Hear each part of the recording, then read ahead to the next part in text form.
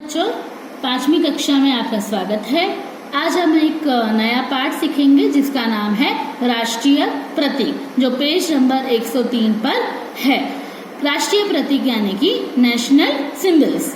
तो बच्चों, आप भी किताब खोलिए और मेरे साथ पाठ को पढ़िए। हमारा देश भारत अनेकता में एकता तथा विविधता वाला देश है।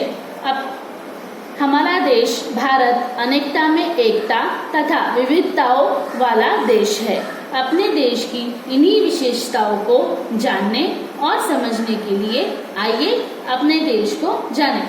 बच्चों, हमारा देश भारत में अनेकता में एकता यानी कि यूनिटी, मतलब अलग अलग धर्म के, अलग अलग जाति के लोग रहते हैं, बहुत सारे लोग रहते हैं। अपने देश की इन्हीं विशेषताओं को जानने, विशेषता मतलब हमारे देश की यही स्पेशलिटी है कि हमारे देश में सब जाति धर्म के लोग मिलजुल कर आपस में रहते हैं। तो इसको हम जानने के लिए आइए, हमारे देश को जानने के लिए आइए बच्चों, हम ये पाठ पढ़ते हैं।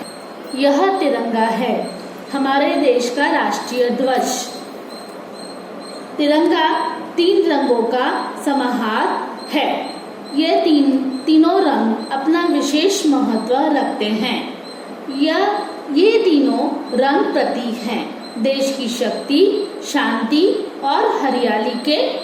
सबसे ऊपर है केसरिया रंग। बच्चों, तिरंगा यानी कि हमारा राष्ट्रीय ध्वज यानी कि नेशनल फ्लैग। हमारे देश का राष्ट्रीय ध्वज तिरंगा तीनों रंगों का समाहार है। समाहार का मतलब है कि हमारे राष्ट्रीय ध्वज में 3 रंग है, ऑरेंज, व्हाइट एंड ग्रीन। तो ये तीनों रंगों का समाहार यानी कि तीनों रंगों से मिला हुआ है, यानी कि कलेक्शन है।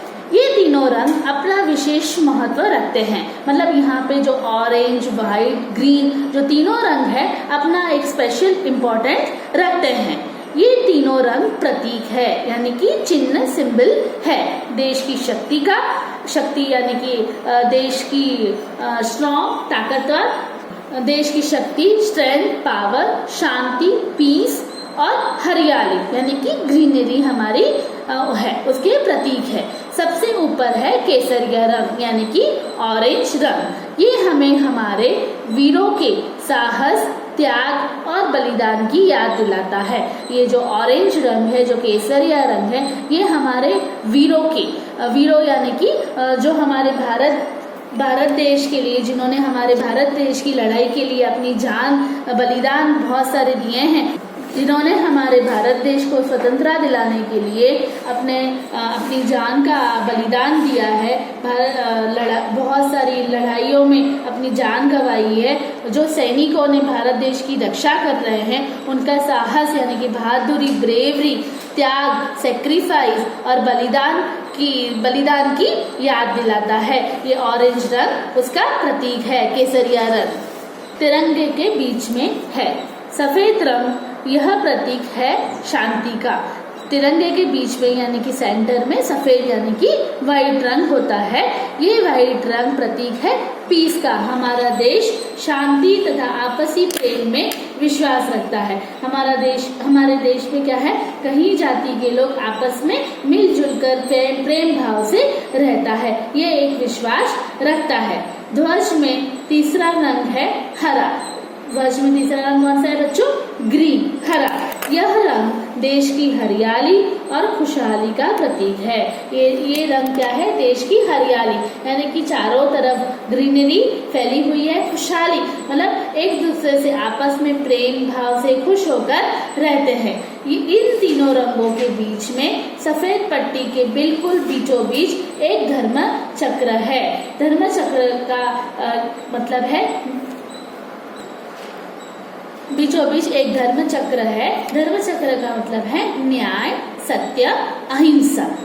जिसे हम अशोक चक्र भी कहते हैं। बच्चों, आप ये चक्र देख सकते हैं। ये चक्र ब्लू कलर का होता है यानी कि नीले रंग का होता है। इस चक्र में 24 तीलियां घटना है जो समय के निरंतर चलते रहने का संदेश देती है। यानी कि पूरे दिन में 24 घंटे होते हैं, तो ये समय के निरंतर रहने का संदेश देती है। इसे गति चक्र भी कहा जाता है, इसे प्रगति चक्र भी कहा जाता है, जो देश की उन्नति ग्रोथ को बताया जाता है। यह है भारत का राष्ट्रीय चिन्ह यानी कि नेशनल सिंबल। बच्चों, हमने जितना भी पढ़ा वो हमारे राष्ट्रीय ध्वज के बारे में जानकारी थी। अब हम दूसरे चिन्ह के तरफ बढ़ते हैं। यह है भारत का राष्ट्रीय चिन्ह यानी कि नेशनल सिंबल। वाराणसी के पास सारनाथ की यह सिंह की लाट सम्राट अशोक ने बनवाई थी। इस चिन्ह में 4 सिंह हैं, जिनका मुंह 4 दिशाओं की ओर है, नीचे की ओर। सामने सत्यमेव जयते अंकित है तथा धर्म चक्र भी बना हुआ है। यह चिन्ह हमें बताता है कि सत्य की सदा जीत होती है तथा हमारा देश शक्ति से संपन्न है। आप देख सकते हो बच्चों, इस चिन्ह में 4 सिंह हैं, जिनका मुंह 4 दिशाओं की ओर जाता है, मतलब 4 दिशाओं की ओर उनके मुंह है। और नीचे की बच्चों, आप यहाँ पे 1, 2, 3 मुंह दे सकते हो और चौथा पीछे की तरफ होता है। और नीचे हमेशा सत्यमेव जयते लिखा होता है। मतलब इसका कहने का मतलब ये है कि हमेशा हमें सच बोलना चाहिए और सत्य की हमेशा जीत होती है। और यहाँ पे धर्म चक्र भी बना हुआ है। सत्य की हमेशा जीत होती है, हमें हमेशा सत्य बोलना चाहिए। हमारा देश शक्ति से संपन्न है, हमारा देश शक्ति से भरा हुआ है। बच्चों, ये वाराणसी के पास यानी वाराणसी एक सिटी है, उसमें सारनाथ की यह सिंह की लाट सम्राट अशोक मौर्य ने ये मूर्ति बनवाई है। इसे इंडियन एम्बलम भी कहा जाता है। सिंह यानी कि शेर, लायन। बच्चों, अब हमारा तीसरा प्रतीक है नेशनल फ्लावर यानी कि राष्ट्रीय फूल या पुष्प। तो हमारा राष्ट्रीय फूल क्या है बच्चों? हमारा राष्ट्रीय फूल है कमल यानी कि लोटस। ये प्रतीक है हमारे देश की खूबसूरती तथा कोमलता का। बच्चों, ये हमारे देश की खूबसूरती यानी कि सुंदरता, ब्यूटी का प्रतीक है, और कोमलता का यानी कि सॉफ्टनेस, दया भाव का प्रतीक है। हमारा राष्ट्रीय फूल जो कमल होता है वो पिंक कलर का होता है। और बच्चों, सच में ये फूल दिखने में बहुत ही सुंदर होता है। बच्चों, अब हमारा अगला प्रतीक है नेशनल बर्ड यानी कि राष्ट्रीय पक्षी। बच्चों, हमारा राष्ट्रीय पक्षी क्या है? मोर यानी कि पीकॉक। पंख फैलाए यह मोर है हमारा राष्ट्रीय पक्षी। हमारे देश में सभी ऋतुओं का स्वागत होता है।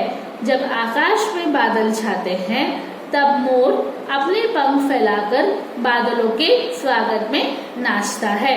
बच्चों, मोर बहुत ही सुंदर पक्षी होता है और हमारे देश में सभी ऋतुओं का स्वागत होता है, मतलब सभी सीजनों का वेलकम होता है।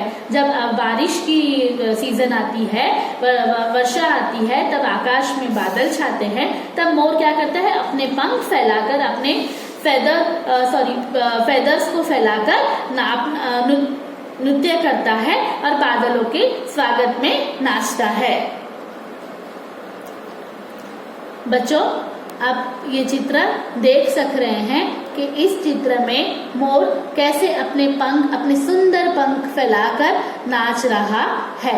मोर को नाचते हुए देखकर सच में हमारा मन मोह लेता है।